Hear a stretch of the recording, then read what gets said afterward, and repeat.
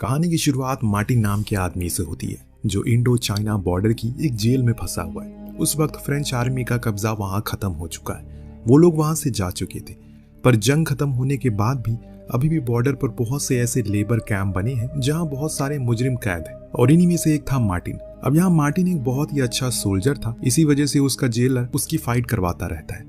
और क्योंकि मार्टिन को हारना पसंद नहीं था, इस वजह से लोग उस पर काफी पैसे भी लगाते थे। अब इसी बीच एक दिन उसे एक फाइट के लिए लाया जाता है जहां उसका अपोनेंट एक बहुत ही तगड़ा फाइटर था, लेकिन कुछ ही देर में मार्टिन उसे हरा देता है, जिससे स्टीनर को एक बार फिर बड़ा फायदा होता है। तभी अचानक हारे हुए प्लेयर के सामने रास्टिग नाम का एक आदमी आता है। असल में रास्टिग स्टीनर के साथियों में से एक था जो उसे इलीगल कामों को चलाया करता है। अब वो आते ही अपना चाकू निकाल लेता है और उस आदमी को मार देता है, क्योंकि वो आदमी मार्टिन से जीत नहीं पाया था। अब ये सब कुछ मार्टिन भी दूर से देख रहा था, लेकिन वो कुछ भी कहता नहीं। खैर, अब गार्ड उसे वापस से सेल में लेकर जाने लगते हैं कि तभी अचानक वहां इजाबेल नाम की लड़की आ जाती है, जिसे देखकर वो गार्ड उसे भगाने लगते हैं। लेकिन तभी मार्टिन उन्हें मारने लगता है, क्योंकि शायद उसके दिल में उसके लिए एक सॉफ्ट कॉर्नर था। लेकिन इसी पल वो गार्ड उसके सामने राइफल तान देते हैं और उसे शूट करने ही वाले होते हैं कि तभी मार्टिन कहता है अगर उसने शूट किया तो वो भी उसकी जगह पर ही होगा। और ये सुनकर वो गार्ड रुक जाते हैं। इन सब के बाद मार्टिन अपने सेल की विंडो से देखता है कि इजाबेल जेलर के लिए फ्लावर्स लेकर जा रही है, पर गार्ड उसे अंदर नहीं जाने देते। इसी वक्त इजाबेल मार्टिन से मिलने के लिए उसके सेल पर आती है। यहाँ उसे देखकर मार्टिन पूछता है कि आखिर वो जेलर के लिए रोज फूल लेकर क्यों आती है, जिस पर वो कहती है कि अगर वो चाहे तो वो उसके लिए भी फूल ला सकती है। लेकिन वो कहता है कि उसे उसकी फिक्र करने की जरूरत नहीं है, और वो उसे ये भी कहता है कि वो उसे अब मिलने ना आए। लेकिन इजाबेल कहती है कि जब भी उसका मन बदल जाए वो उसे मिलने आ सकती है। अब ये सब कुछ चल रहा होता है कि तभी एक दिन हैरिसन नाम का एक अमेरिकन स्टीनर से मिलने आता है। पहले तो जेलर उसे मिलने से मना करता है, लेकिन जब वो वहां से नहीं जाता तो वो उसे अपने केबिन में बुलाता है। अब हैरिसन स्टीनर से पूछता है क्या उसके जेल में मार्टिन नाम का कोई आदमी है, क्योंकि उसके सर अमेरिकन सरकार ने एक बड़ा इनाम रखा है। लेकिन स्टीनर उसे मना कर देता है, क्योंकि वो जानता था कि मार्टिन उसके जेल में हो रही फाइट का हीरो है और उसके जाने पर उसका भारी लॉस होगा। उस वजह से वो हैरिसन को वहां से बाहर निकाल देता है। लेकिन जाने से पहले वो कहता है आज सिर्फ वही आया है, लेकिन बहुत ही जल्द और भी लोग आएंगे और तब उसे मार्टिन को हैंड ओवर करना पड़ेगा। इन सब के बाद स्टीनर काफी सोचता है और मार्टिन को अपने केबिन में बुलाता है। वो उसे कहता है कि उसे ब्रिटेन की आर्मी में एग्जीक्यूशन की सजा दी है और अमेरिकन भी उसे ढूंढ रहे हैं, और यहाँ पर उसे 6 महीने की सजा दी गई है, लेकिन वो 3 साल से वहीं पर है। पर ये सब सुनकर मार्टिन कहता है उस रूम में जितनी भी लोग हैं वो भी उससे बेहतर नहीं है। और उसकी बात भी सही थी, क्योंकि उस रूम में मौजूद रास्टिग, कॉर्पोरल और अमेरिलो ये तीनों ही अलग अलग जगहों पर वांटेड क्रिमिनल थे। किसी ने वॉर के टाइम पर साइड बदल दी और किसी ने अपने देश के साथ गद्दारी कर दी। खैर, अब स्टीनर मार्टिन को उसकी आज़ादी का पैगाम देता है, जिसे देखकर उसे यकीन नहीं होता कि वो उसे आज़ाद कर रहा है। लेकिन तभी रास्टिग उससे कहता है कि अगर वो चाहे तो उसके साथ काम कर सकता है, क्योंकि उसके पास वहां से जाने के बाद ज्यादा ऑप्शन नहीं है। लेकिन मार्टिन उसके ऑफर को रिजेक्ट करता है और वहां से चला जाता है।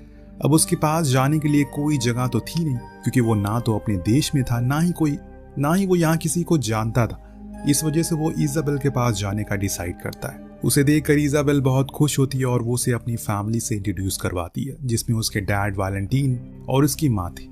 इन सब के बाद वो बाहर चली जाती है। तभी वैलेंटीन मार्टिन से कहने लगते हैं उसकी बेटी बहुत ही भोली है और उसे सभी लोगों में अच्छाई देखने की आदत, लेकिन वो वैसा नहीं है।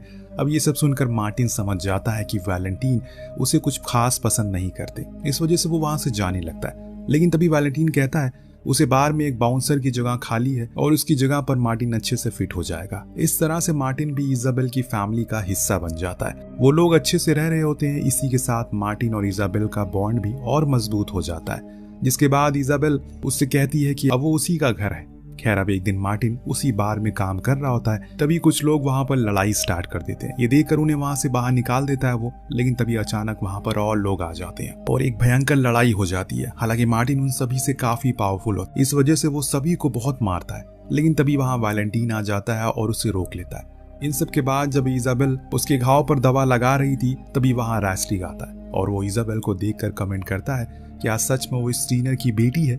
असल में दोस्तों, स्टीनर ने एक लड़की से शादी की थी, लेकिन जब इजाबेल पैदा हुई तो उसे पता चला कि उसकी वाइफ उसे धोखा दे रही है। इस वजह से उसने इजाबेल को ठुकरा दिया और उस वक्त वैलेंटीन स्टीनर का ड्राइवर था और वो उसे अपने घर लेकर आ गया, और यही वजह थी कि इजाबेल उसके लिए फ्लावर लेकर जाया करती है। खैर, अब रास्टिग मार्टिन से कहता है कि वो चाहता है कि मार्टिन उससे फाइट में वापस आ जाए। अगर उसने ऐसा नहीं किया तो वो उसे बार को तबाह कर देगा। ये सुनकर मार्टिन बहुत गुस्सा होता है और वैलेंटीन से कहने लगता है कि वो एक बैड लक है। हालांकि वैलेंटीन उसे समझदारी से काम लेने के लिए कहता है। यह मार्टिन जानता है कि जब तक स्टीनर वहां है वो कभी भी शांति से नहीं बैठ पाएगा। इस वजह से वो उसके ऑफर को एक्सेप्ट करने का डिसाइड करता है ताकि उसे स्टीनर से भी छुटकारा पाने का कोई मौका मिल जाए। इसके बाद वो इजाबेल से गुड बाय कहता है और उसे वार्न करता है कि वो कभी भी उस पर पैसे ना लगाए। हालांकि इजाबेल को यह बात समझ में नहीं आती और इस तरह एक बार फिर उस फाइट में उतर जाता है। अब उसके वहां पहुंचते ही बहुत से लोग उस पर पैसे लगाने शुरू कर देते हैं। आखिर में जब उसका अपोनेंट वहां आता है तो उसे भी मार्टिन बहुत ही आराम से हरा देता है। वहीं दूसरी तरफ वैलेंटीन के बार में हैरिसन आता है और वो उससे मार्टिन के बारे में पूछने लगता है, लेकिन वैलेंटीन उसे कुछ भी नहीं बताता। लेकिन तभी वो उसे मार्टिन के ऊपर रखे इनाम के बारे में भी बताता है, पर इसके बाद भी वैलेंटीन मार्टिन के बारे में उसे कोई जानकारी नहीं देता। वहीं दूसरी तरफ मार्टिन के एक के बाद एक सभी फाइटर को हराया जा रहा था और ये देखकर लोग उस पर काफी पैसे भी लगा रहे थे। इस तरह हर फाइट के बाद स्टीनर उसे उसके हिस्से के पैसे देने लगता है, जिसे मार्टिन जाकर वैलेंटीन को देता था। लेकिन तभी एक दिन वैलेंटीन उसे अपना पासपोर्ट देकर यूनाइटेड स्टेट्स में इजाबेल के साथ सेटल होने के लिए कहता है, क्योंकि वो जानता था कि उस जगह पर वो ज्यादा दिन नहीं रह पाएगा। अब अगली फाइट 2 हफ्ते बाद थी। इस वजह से मार्टिन तब तक फाइट से और पैसे कमाने का डिसाइड करता है। इस बीच एक दिन स्टीनर उसे बताता है कि वो खुद भी एक वांटेड क्रिमिनल है, लेकिन पॉलिटिशियन और कुछ लोगों की मदद से वो आज भी आजाद घूम रहा है और असल में वो खुद और मार्टिन को एक ही जैसा समझता था। खैर, तभी वो मार्टिन को अगली फाइट के लिए कुछ टिप्स देता है और जब मार्टिन फाइट के लिए जाता है तो इस बार उसका अपोनेंट एक बहुत ही ताकतवर आदमी होता है। इसके बाद वो मार्टिन से बुरी तरह मारने लगता है, लेकिन कुछ ही देर में वो पहलवान उस पर भारी पड़ने लगता है और देखते ही देखते वो जमीन पर गिर जाता है। ये देखकर स्टीनर, रास्टिग और अमेरिलियो बहुत खुश होते हैं, क्योंकि असल में ये सब उनका ही प्लान था। उन्होंने जानबूझकर मार्टिन से हारने के लिए कहा था ताकि उन्हें बहुत से पैसे का फायदा हो। हालांकि इस फाइट में मार्टिन को एक बड़ा फायदा हुआ था, पर इससे होने वाले नुकसान का भी उसे जरा भी आइडिया नहीं था। असल में इस फाइट में वैलेंटीन ने भी पैसे लगाए थे और जब मार्टिन हारा तो वैलेंटीन भी अपने पूरे पैसे, यहाँ तक कि अपना बार भी गवा देता है। पर इस बात की खबर मार्टिन को नहीं थी, क्योंकि ये स्टीनर और उसके लोगों की एक चाल थी। खैर, जब रास्टिग वैलेंटीन को यह खबर देने जाता है तो पूरी बात समझाकर वैलेंटीन को गुस्सा आता है। तो पूरी बात समझकर वैलेंटीन को काफी गुस्सा आता है। वो अपनी गन निकाल लेता है, लेकिन तभी बड़ी चालाकी से रास्टिग उससे गन ले लेता है और उसे इजाबेल को दोनों को शूट कर देता है। वहीं जब मार्टिन वहां आता है तो वो उसे भी गोली मार देता है और इस तरह मार्टिन और उसके सारे लोगों की मौत हो जाती है। इसके बाद रास्टिग उन लोगों की बॉडीज को एक जंगल में मिट्टी में दफन कर देता है, लेकिन किस्मत को यह मंजूर नहीं था। इस वजह से वहां बारिश होने लगती है और तभी जमीन में से मार्टिन का हाथ बाहर आता है, क्योंकि वो अभी मरा नहीं था। वो खुद को बाहर निकालता और इसी के साथ वो इजाबेल की बॉडी को भी बाहर निकाल लेता है। तभी उसे पता चलता है कि वो भी नहीं मरी है।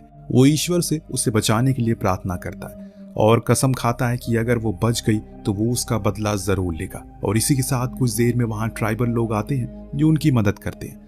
वो इजाबेल और मार्टिन का ट्रीटमेंट करते हैं और उन्हें उनके साथ मार्टिन एक बार फिर अपने आप को ट्रेन करने लगता है। अब उसे बस इजाबेल का बदला लेना था। इस वजह से वो दिन रात खूब पर काम करता है और कुछ ही दिनों बाद वो स्टीनर को ढूंढने के लिए अमेरिलो से मिलने के लिए जाता है। पर इस बार वो बात करने नहीं गया था। इस वजह से वो उसके लोगों से उसके बारे में पूछता है। जब उसे जवाब नहीं मिलता तो उन्हें मार देता है और इसके बाद वो वैलेंटीन के बार में जाता है। उसे देखकर अमेरिलियो उसके लिए एक शानदार ड्रिंक बनाने के लिए कहता है और मार्टिन उस ड्रिंक को पीकर वहां मौजूद लोगों को मारने लगता है। इस तरह वो सिर्फ अपने हाथों से नहीं लड़ रहा था, बल्कि उसके पास थी एक कुल्हाड़ी जिससे कि वो लोगों का सर काटे जा रहा था। वो इस तरह सभी को मार रहा था जैसे वो इंसान हो ही ना, और क्योंकि उसके पास खोने के लिए कुछ नहीं था, इस वजह से वो और भी ज्यादा घातक हो चुका था। अब ये सब देखकर अमेरिलो वहां से भाग जाता है, सीधा स्टीनर से मिलने जाता है। वो उसे मार्टिन के बारे में बताता है। ये सुनकर स्टीनर भी थोड़ा घबरा जाता है, लेकिन तभी रास्टिग कहता है जैसे उसने उसे एक बार मारा था उसी तरह वो लोग मिलकर उसे दोबारा मार सकते हैं।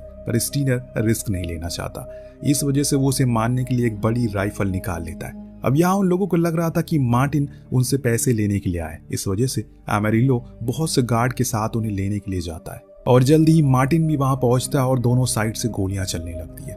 हालांकि आज के पहले भी मार्टिन ने कई लड़ाइयां लड़ी थी, मगर बदले के लिए वो पहली बार लड़ा।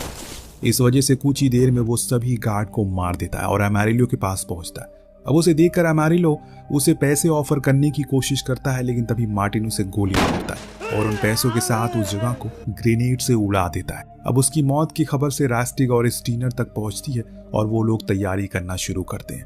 वो उस पूरी लोकेशन को टाइटली सिक्योर कर देते हैं और मार्टिन के आने का इंतजार करने लगते हैं। हालांकि मार्टिन कोई बहुत बड़ा स्ट्रैटेजिक नहीं था, पर उसे ये बात पता थी कि अगर वो फ्रंट डोर से गया तो शायद वो नहीं जीत पाएगा। इस वजह से वो उस जगह पर एक गड्ढे से एंटर होता है और रास्टिग के लोगों को एक एक करके मारने लगता है, जिसके बाद वो 2-3 ग्रेनेड फेंक कर उनकी बाकी की तैयारी भी खराब कर देता है। वहीं दूसरी तरफ स्टीनर ये सब देखकर बहुत घबराया। उसने इजाबेल के लिए एक लेटर लिखा था जिसमें उसने बताया कि वो उसकी ही बेटी है, पर उसकी माँ को गलतियों की वजह से वो उसे कभी एक्सेप्ट नहीं कर पाया, और वो लेटर उसने एक फोटो फ्रेम के पीछे रखा था। तभी मार्टिन वहां आता है और स्टीनर से सभी गार्ड को एक एक करके मारता है। इसके बाद वो स्टीनर को मारने के लिए जाता है। स्टीनर उसके सामने बिना डरे खड़े हो जाता है और उसे उकसाने लगता है, जिसमें मार्टिन को और गुस्सा आता है और वो सामने रखी तलवार को सीधा उसके दिल के आर पार कर देता है। तभी वहां कर्नल बून आता है और मार्टिन से फाइट करने के लिए कहता है, पर मार्टिन उसे समझाता है कि उसकी उससे कोई दुश्मनी नहीं है, पर बून समझने के लिए तैयार ही नहीं था। उसे लड़ने लगता है और धीरे धीरे वो मार्टिन पर भारी भी पड़ने लगता है, जिसे कुछ देर बाद मार्टिन समझ जाता है कि वो सिर्फ नॉर्मल फाइट से उसे हरा नहीं सकता। इस वजह से वो मौका मिलते ही राइफल उठा लेता और उसकी बहुत सी गोलियों से उसे भून डालता है। वहीं दूसरी तरफ बाहर मौजूद रास्टिग को इस बात की कोई खबर नहीं थी कि स्टीनर मर चुका है और इस वजह से वो मार्टिन को ढूंढने का काम कर रहा होता है। तभी अचानक मार्टिन उसके लोगों पर चुपचाप हमला करने लगता है, जिससे बहुत से गार्ड मारे जाते हैं और रास्टिग को भी ये सब देखकर बहुत गुस्सा आने लगता है। वो मार्टिन पर शूट करने की बहुत कोशिश करता है, लेकिन एक भी गोली उसे नहीं लगती। लेकिन तभी जब मार्टिन एक गार्ड को मार रहा होता है तो रास्टिग भी वहां आ जाता है। वो दोनों एक दूसरे को शूट करते हैं, जिसमें रास्टिग को तो गोली नहीं लगती, लेकिन हाँ, मार्टिन को हाथ में गोली लग जाती है और इस मौके का फायदा उठाते हुए रास्टिग वहां से भाग निकलता है। अब वहां से निकलने से पहले मार्टिन स्टीनर के लेटर और कुछ सामान एक बैग में रखता है, वहां से जाने लगता है। लेकिन तभी वहां के लोकल लोग वहां आते हैं और मार्टिन को माला पहनाने लगते हैं, क्योंकि वो सभी अब स्टीनर के आतंक से तंग आ चुके थे और इस तरह इंडो चाइना का एक बड़ा लेबर कैंप बंद हो गया। पर इन सब के बाद भी मार्टिन रास्टिग को ढूंढता रहता है और वो उस बैग को उन लोकल ट्राइब के पास छोड़ देता है जहां इजाबेल थी। असल में उन्हें कसम खा ली थी कि अब वो उसे नहीं मिलेगा, क्योंकि वो जानता था कि उसके साथ रहने से उसकी जान खतरे में। खैर, अब काफी दिन ढूंढने के बाद उसे रास्टिग मिल जाता है और उन दोनों के बीच फाइट होती है। रास्टिग जानता है कि वो इस बार बच नहीं पाएगा। इस वजह से वो अपना चाकू निकालता है और लड़ने लगता है, जिसकी शुरुआत में वो मार्टिन पर भारी तो पड़ रहा था, लेकिन आखिर में मार्टिन उसे वही चाकू से मार डालता है। इसी के साथ उसकी बॉडी का लीवर भी निकाल कर खा जाता है और इसी के साथ उसका बदला पूरा हुआ।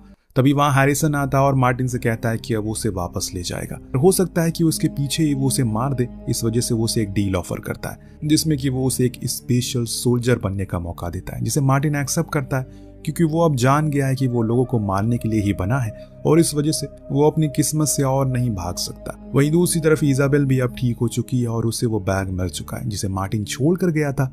उस बैग में मौजूद स्टीनर का लेटर जब वो पढ़ती है तो उसे बहुत खुशी होती है, क्योंकि वो हमेशा से बस यही चाहती थी कि वो उसे अपनी बेटी मान ले, और उस लेटर से उसका ये सपना सच हो जाता है। इसी के साथ ये कहानी यहीं पर समाप्त हो जाती है। आपको कहानी कैसी लगी हमें कमेंट करके जरूर बताएगा। मिलते हैं अगली वीडियो में। Thank you so much watching. Peace out.